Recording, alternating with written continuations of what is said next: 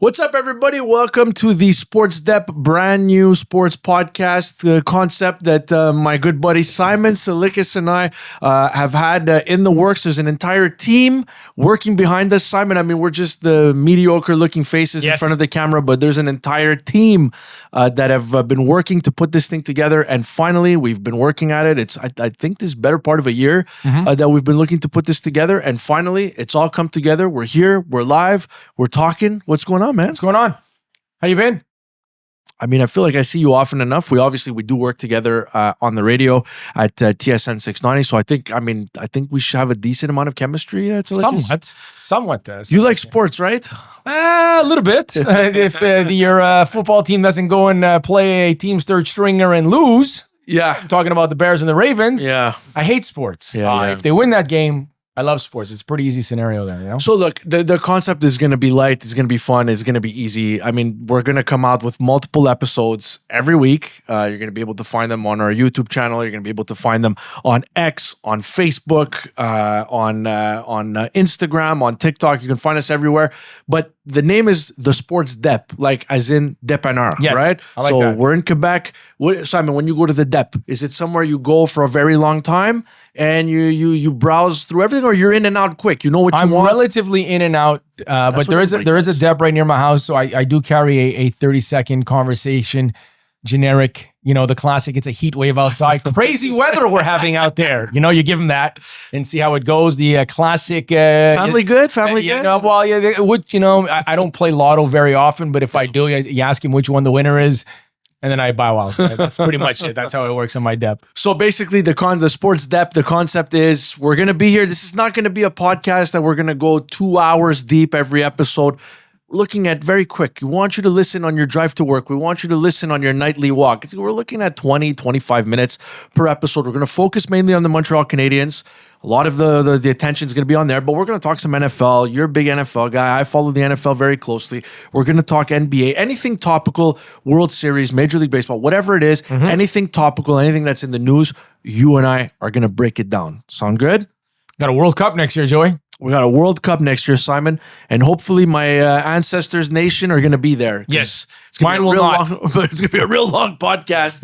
It'll be real slow if there's no Italy and no Greece. It might be. Go Canada, but goodness, you know what I mean. Like, so we got a lot going on. This is a project where, you can tell there's some podcasts, and no disrespect to any other podcast that does it 2 people over Zoom. We've invested here. We've got a studio. We've got an incredible producer. We've got an incredible social media team. We've got a sales team. We've got everything. Everything's in place. There's a massive operation behind us. Let's go. Kornheiser and Will Bonner are shaking in their boots right now. I think they are. I'm just telling you. All right. Why don't we get into it right away? Why don't we do a Montreal Canadiens episode, Simon? Look, as of right now, as the time of this recording, it's Monday night. Yeah. We're 10 games in. Montreal Canadiens 7-3. Okay. I want to start here. I want to ask you about the biggest surprise, in your opinion, through 10 games. Instead of biggest surprise, I'm not going to give you one individual. All right. You make the rules, Tsalikis. I'm going to give you the surprise. My surprise, sitting down, watching all 10 games, 60 minutes plus a little overtime here and there. Kapanen. You're saying it like that too? I heard. That's the way to say it? That's what I was told to say. Yeah. Kapanen, Demidov, and Newhook as a legitimate line. Is it a line that you cannot upgrade and try to get better? I think you can. I think the hunt for the second line center, I think, is something that is always out there, definitely. But they're relatively dangerous in the sense that if you make a mistake, they make you pay. I don't think you're going to see shifts where they just dominate and they have your blue line, pinned in, and the opposition's blue line just icing the puck to get it out of there. Right. Good quality hockey.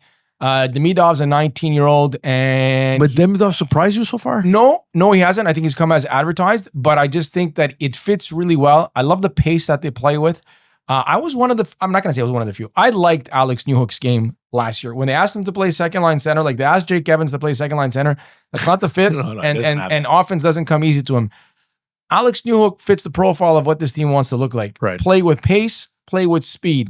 Kapanen, I think there's, from what I've seen, a very high hockey IQ. You said. Kapanen, again, you see, I did that. I'm not saying it like that. Well, that's what he wants. I know, but I know. Well, okay. I'm saying Kapanen. I said Sami Kapanen's name for 20 years. I can't change it Quality now. player. Good player, and I'm surprised when you look at their point totals. Maybe the Demidov less so, because you thought that he'd start to get his minutes on the power play and be efficient there. But as a collective, 10 games in, you look at goal totals, you look at assist point totals, never really lost in their own end of the rink. That's a legitimate 2B line. There's room for an upgrade there, definitely. But I think you've identified that, Kapanen can play, or Kapanen can play at the NHL level. Yeah, I think, to me, if I was gonna isolate one guy that you mentioned there, I think it would have to be Kapanen. I think that's the guy who surprised me, because there was all this talk, Simon, about who's going to be the second line center for the Montreal Canadiens, and nobody really mentioned his name, right? No. Like, nobody. I personally didn't see that. I didn't think. And look, we're 10 games in, right? So I don't know how much offense is really there. I don't think there's second line offense there on his own. But crazier things have happened. You play next to a guy like Demidov.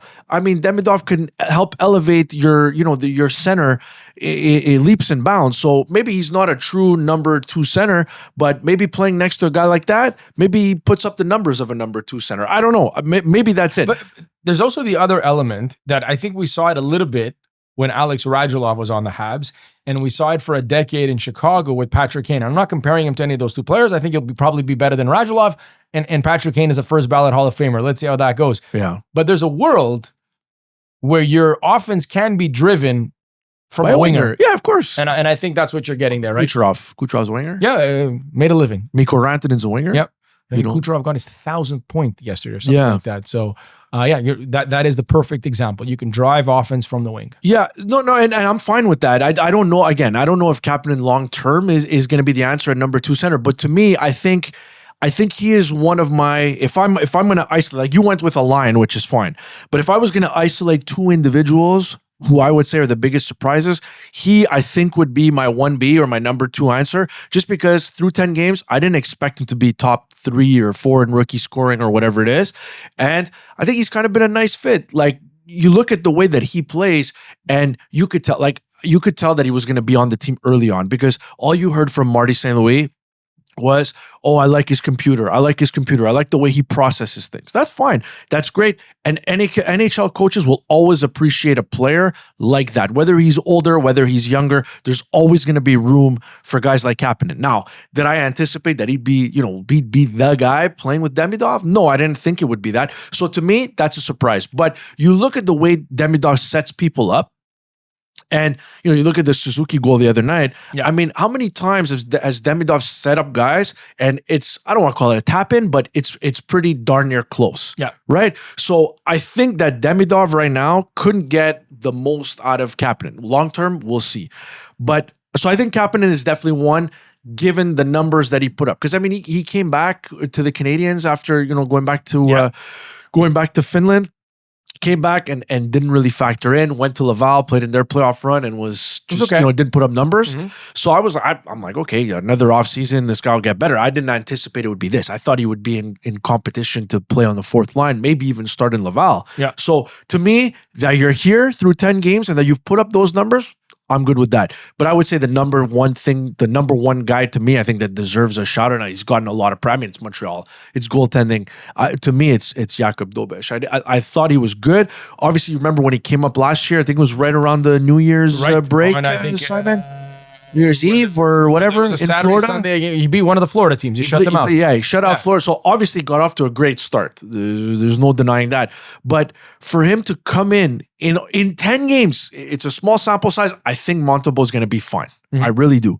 But for him to come in and wrestle the job away from a guy, and say what you want about Team Canada's goaltending, that was on Team Canada, the 4 Nations, less than a year ago. Yeah. I didn't have that on my bingo card. So I think Dobeš is my number 1 surprise to me. And you look at him, he's a big dude, but he just looks bigger in net. He's an athletic guy, but he looks bigger. Yeah. He looks more confident. I don't know. I don't think this is going to keep up. I don't think he's that guy right now. But to me, I said it last year, I think Jakub Dobeš has the tools to develop into a starting goalie. Whether he gets there or not, I don't know. But I did not have, like I said, on my bingo card, I didn't have Kapanen centering Demidov for the first 10 games. I didn't have him putting up those numbers, but I certainly didn't have Dobeš wrestling the job away, at least short term, from Sam Montembeault here. I think Dobeš, quietly, I think it's the most fascinating story on the Habs. And this is the funny thing with Dobeš. Somehow, some way, the media and fans have told him, you're Sam Montembeault's backup. And you'll be Jacob Fowler's backup too. You're going to be Sam Montembeault's backup, okay? You're going to get, for easy math, 30 games. Great. Next year, you'll be Sam Montembeault's backup one more year. Yeah. And then you're going to get the edge. Fowler's going to come in, and you're going to, 50-32, and then we're going to let Fowler take over. So you're good with this, bro? And he's like, I'm 24. How do you know I'm not better than Montembeault? And how do you know I'm not better than Fowler? Yeah. Like, I think you went to Ohio State, and I remember looking at those numbers.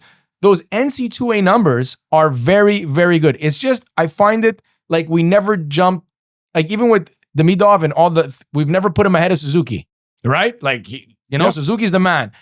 And I just find with Dobeš, like if you're sitting and you're his buddy, his dad or whatever, like, hey man, why can't I take this team and run with it, right? We've seen stories right across the National Hockey League of guys that maybe weren't drafted in a certain position, weren't given a certain opportunity, and they ran. Logan Thompson had putting himself together a great season, was good in Vegas, good with the Capitals. But I just find it fascinating that we've set Dobeš's life for him for the next 4 years. And this guy said, I'm 24. As you said, I'm athletic. I'm a good goalie. This might be my team. Let's just hold on for a second. And plus, like, goalies are just like super weird, right? Like, I think guy started a brawl during the Capitals. No, but Capitals wanted to beat him up. I mean, like the development our goalies are weird because like there's so many guys that come out of nowhere. Like think of like, I don't know, like Tim Thomas. You know what I mean? Like Tim Thomas went to University of Vermont, went to Finland to play in Europe, all showed up at 28, won a couple of Vezinas, won a cup. Like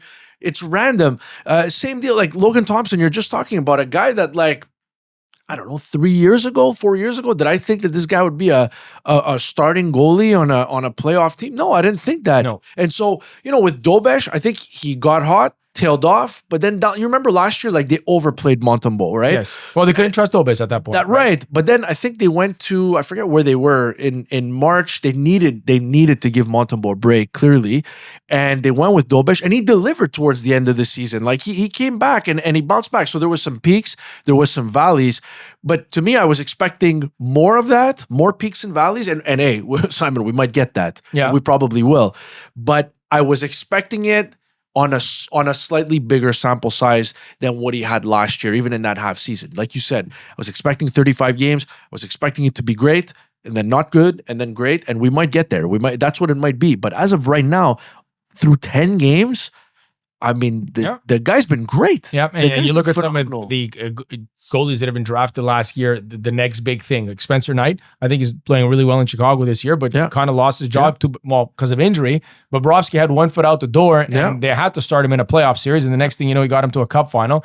Carter Hart, even before all this scandal, was supposed to be the next Carey Price. Gibson was supposed to be the next American great goalie, and now they moved on from him, and he's in Detroit now. So it's hard to tell with goalies. And listen, it's also hard to tell with goalies, but sometimes you land on a team like the Canadiens' blue line is a lot better than last year's blue line. They have the puck more often than their opposition does. Yeah, makes your goaltending look a lot better. 100%. Yeah, and so look, I'm really curious to see where this goes. I think it's like you said.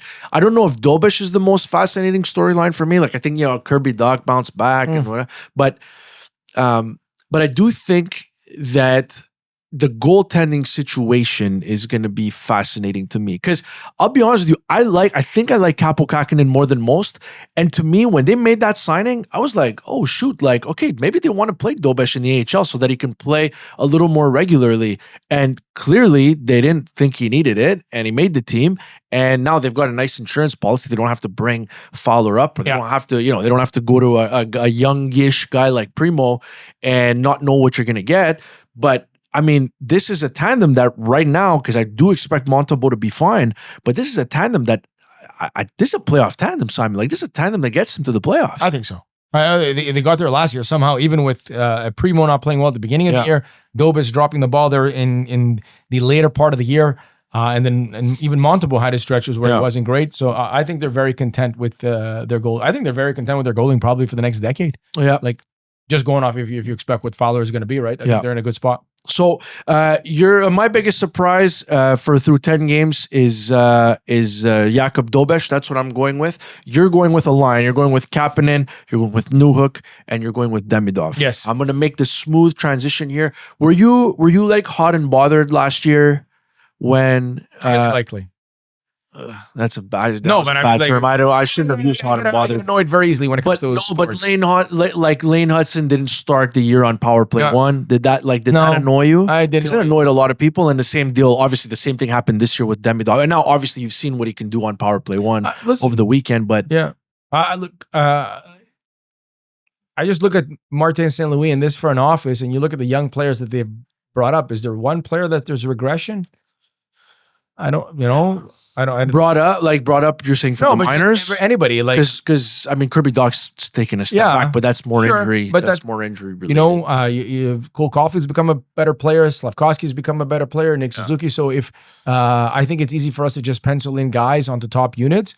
Noah Dobson had himself a wonderful year a couple of years ago on the power play. Mike Matheson 2 years ago was very good on the power play. Yeah. So I think the coach just wanted to test something out. But look, I think it's only a matter of time till like that Vancouver game. Joey, that was the first time. It's done. Sorry, he's on power play. That was as dangerous. Yeah. There's like you're lucky if you have 2-3 guys on your power play that are comfortable with the puck. I don't think Slav is a guy that's comfortable with the puck. No. I think the profile he is in front of the net, tip it in, bang it in, win a puck battle, all those things. Yeah.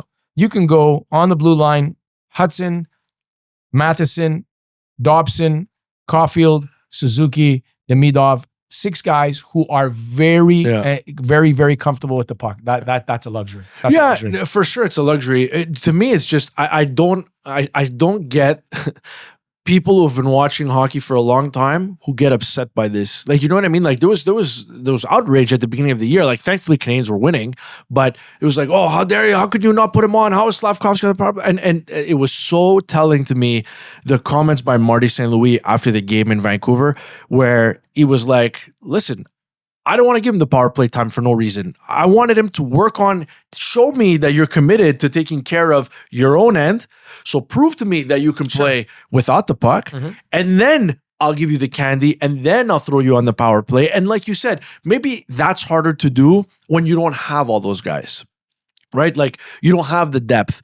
And we'll talk about Patrik Laine in a second, but when you have all those options, or you don't have all those options, I should say, maybe you're a little more tempted to say, hey, you know what? Like, all right, Demidov, like you're going to go out there power play one from the very beginning.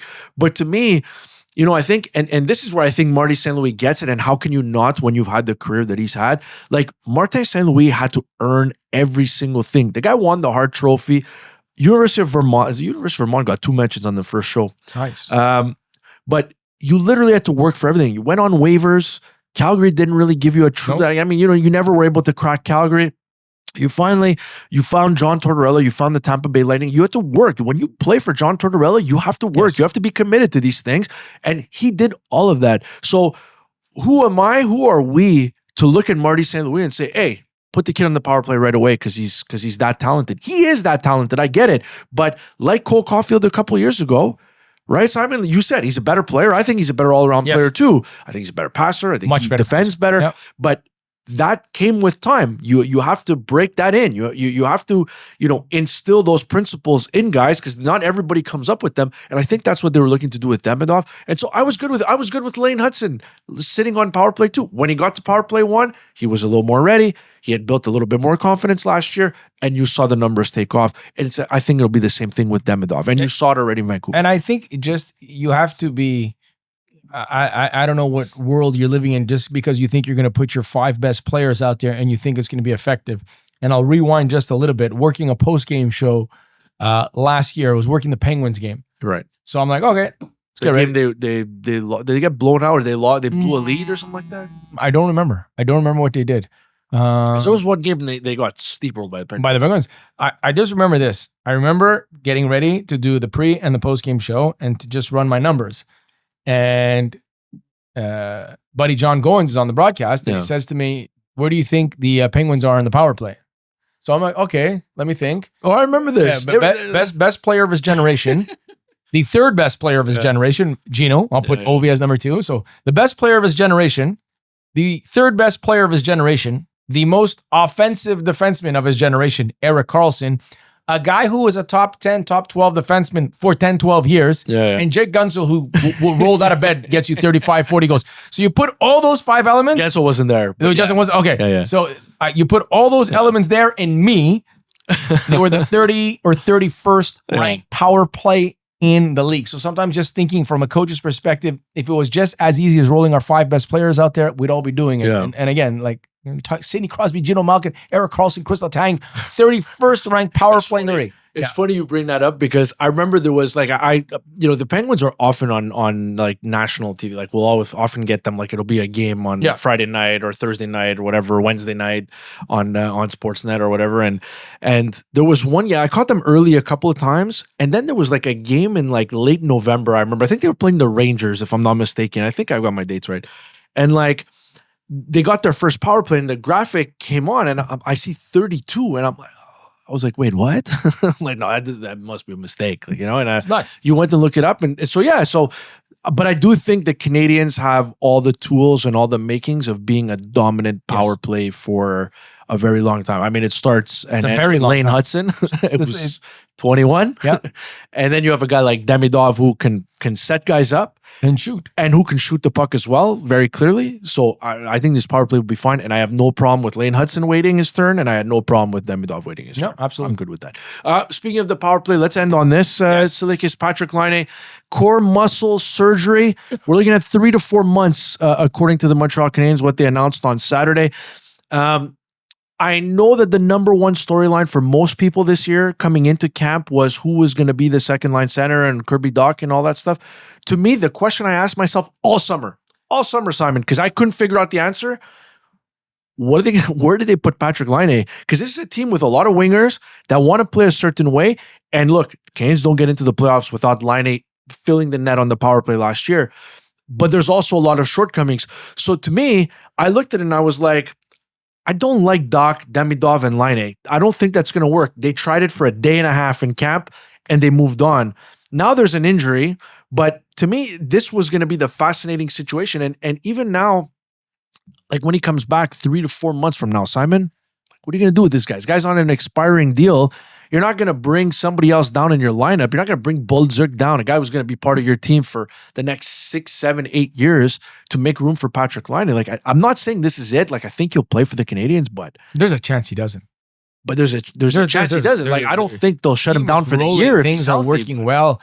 And Joey, like you said, like the team has a certain profile. And if you were to break down the 12, 13 forwards, whoever they may be, who's the one guy that doesn't fit that profile? Like, if Patrik Laine can't make a living being the demon he was when he joined the Canadians, and I think he got like 9 goals and I don't know how many games. It was crazy. Really turned the power play around. Yeah. If that's not what he can't bring to the table, then I'm not sure because he doesn't play the way the rest of the guys do. Maybe, Kirby Dach plays a little bit of a slower game because the other guys play with so much tempo.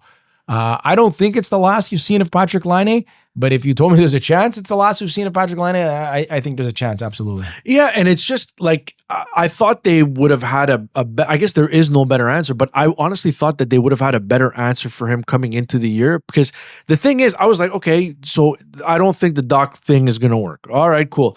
So the answer was put him with Evans and Anderson, and then I was like, I was like, all right, he's gonna play power play 1, but he was not even playing power play 1. There's just it doesn't fit. The trade mates, I would do the trade over again, Simon, 100% at that cost. But it's also to come to his defense. Yeah. If you don't have me, like if I'm Patrik Laine and I walk into the coach's office and the general manager, boys, if you're not playing me on power play 1, and you're playing me with a center who just doesn't think offense. And Josh Anderson, who's playing well, good power forward, who also struggles to get his offense going. What do you want from me? Yeah. Like, if you play me with a checking center and a power forward. But Simon, there's nowhere else to put him. I know. That's why I say it. This is clearly not, there's no more big picture with Patrik Laine. Yeah. Like, he comes back, he plays a little bit, you hold on to him. I think there's great does he play? He doesn't play? I don't know. Does he become the 13th forward? That's a great luxury to have a guy like that as your $8 13th million forward. 13th forward. It doesn't matter because you're not. It's expiring deal. Exactly, and it has nothing to do with your cap Yeah. rate. Do you move him? You move him in maybe January, February, somewhere to acquire more cap space? Might be an option. Yeah. Did you have fun? Yeah, I got a great time. I had fun. This I'm was not great. gonna lie to you. I was checking the baseball score. Really? Yeah. Yeah. Well, Oh boy, thanks for paying attention. Appreciate it. I don't think I missed anything.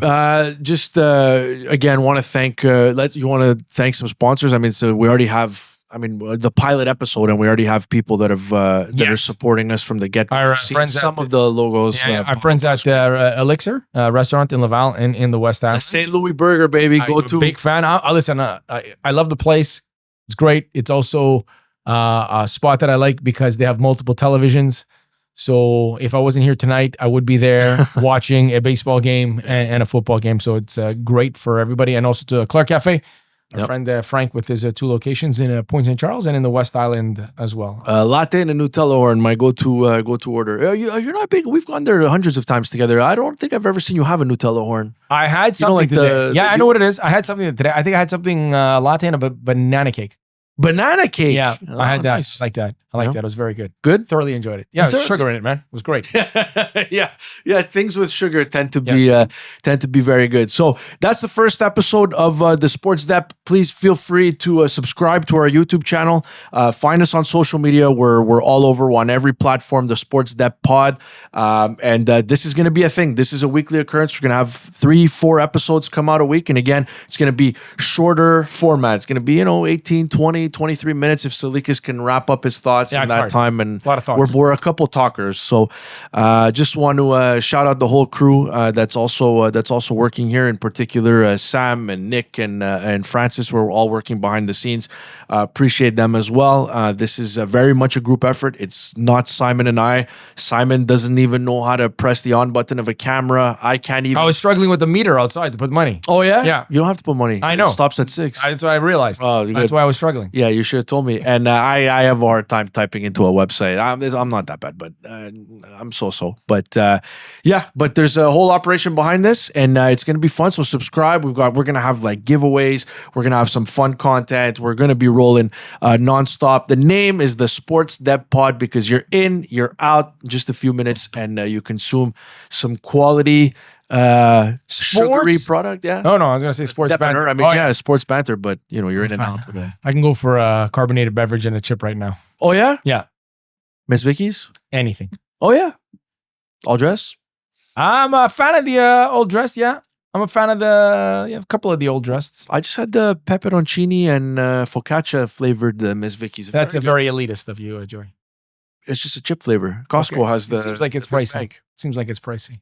I'm not giving Costco any more shot. Let's get Costco on the phone, see if they want it. Thank you, everybody. Subscribe, like, share, tell your friends. Alfieri and Tsalikis back with you every week on the Sports Depth Pod.